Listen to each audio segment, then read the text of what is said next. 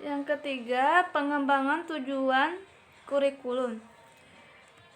Yang pertama, tujuan erat kaitannya dengan arah dan sasaran yang harus dicapai oleh setiap upaya pendidikan. Kurikulum merupakan alat untuk mencapai tujuan pendidikan. Dengan demikian, perumusan tujuan merupakan salah satu komponen yang harus ada dalam sebuah kurikulum.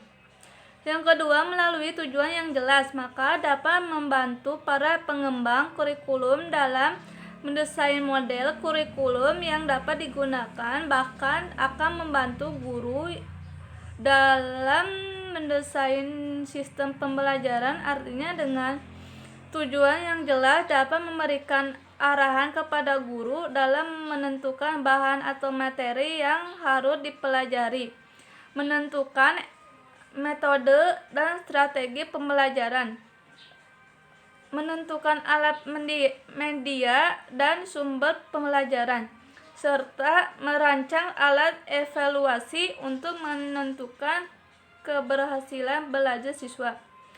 Yang ketiga, tujuan kurikulum yang jelas dapat digunakan sebagai kontrol dalam menentukan batas-batas dan kualitas pembelajaran. Artinya, melalui penetapan tujuan, para pengembang kurikulum termasuk guru dapat mengontrol sampai mana siswa telah memperoleh kemampuan-kemampuan sesuai dengan tujuan dan tuntutan kurikulum yang berlaku. Lebih jauh, dengan tujuan dapat ditentukan daya serap siswa dan kualitas suatu sekolah. Klasifikasi tujuan.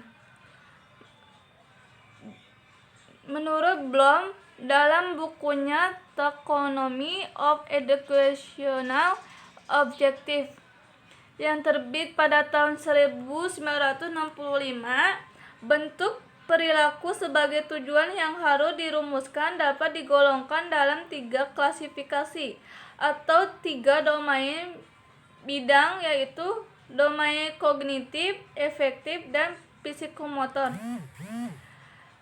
Domain kognitif adalah tujuan pendidikan yang berhubungan dengan kemampuan intelektual atau kemampuan berpikir, seperti kemampuan mengingat dan kemampuan memecahkan masalah. Domain kognitif menurut Bloom terdiri dari 6 tingkatan, yaitu pertama, pengetahuan, knowledge. Pengetahuan adalah tingkatan tujuan kognitif yang paling rendah. Pemahaman lebih tinggi tingkatnya dari pengetahuan.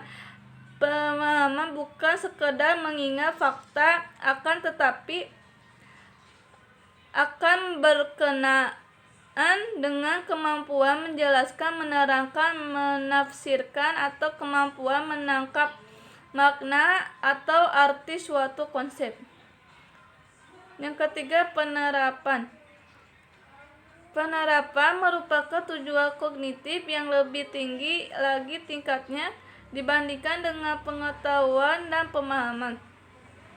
Yang keempat, analisis. Analisis adalah kemampuan untuk menghimpun bagian-bagian ke dalam suatu keseluruhan yang bermakna, seperti merumuskan tema, rencana, atau melihat hubungan abstrak dari berbagai informasi yang tersedia. Evaluasi adalah tujuan yang paling tinggi dalam domain kognitif.